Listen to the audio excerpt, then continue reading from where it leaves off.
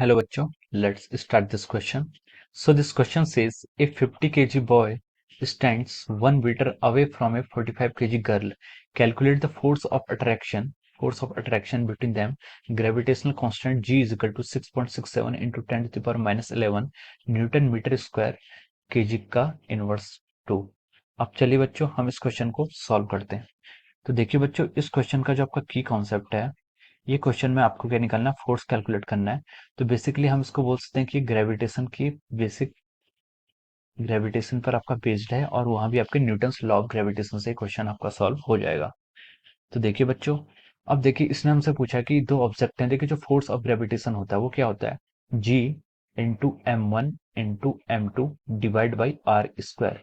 ये क्या होता है, आपका ग्रेविटेशन का फोर्स होता है और इसकी यूनिट्स क्या होती है, न्यूटन। न्यूटन में आपका फोर्स कैलकुलेट होके आएगा। तो चलिए अब हम यहाँ पर वैल्यूज पुट करते हैं, ठीक है। तो देखिए फोर्स आपका वेक्टर क्वांटिटी होता है।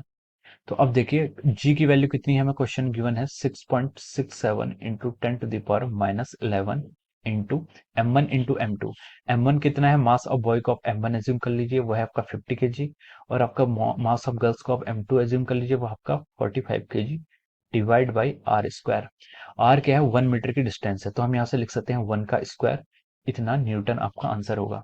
तो देखिए अब यहाँ से फोर्स कितना होगा आपका, अभी इसको हम कैलकुलेट करेंगे तो आएगा 6.67 इंटू, देखिए 45 इंटू 50 को अगर हम मल्टीप्लाई करें तो आएगा आपका 2250 into 10 to the power minus 11 newton. ये क्या आएगा, आपका फोर्स आएगा, ठीक है। तो अगर हम इसको आगे और सॉल्व करें तो हम इसको सॉल्व करने के बाद लिख सकते हैं, देखिए 6.67 इंटू 2.25 इंटू, इसको हम लिख सकते हैं 10 to the power minus 8 newton. ये आपका यहाँ से इतना हो जाएगा। और इसको अगर हम आगे सॉल्व करें, देखो 6.67 को हम लिख सकते हैं 20/3 इंटू 2.25 को हम लिख सकते हैं आपका यहाँ से 9/4।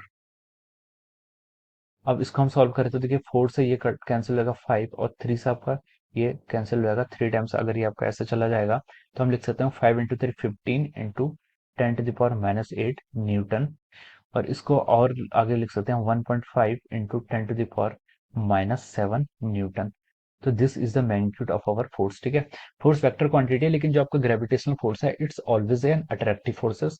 तो फोर्स ऑफ अट्रैक्शन क्वेश्चन में भी हमें लिखा हुआ है कि फोर्स ऑफ अट्रैक्शन, तो जो उसका मैग्नीट्यूड आएगा वो आएगा 1.5 into 10 to the power minus 7 newton. And this will be the answer of this question. तो ये क्या होगा, आपका इसका आंसर होगा कितना, 1.5 into 10 to the power minus 7 newton. तो हमसे क्वेश्चन में यही पूछा गया था कि calculate the force of attraction between them. तो फोर्स कितना आएगा, 1.7 into 10 to the power minus newton. ये फोर्स हालांकि काफी लेस है, बहुत ही लेस है, 10 टू द पावर माइनस 7 के ऑर्डर का है, but this is the actual forces. So I hope you all understood this concept. All the best and thank you so much.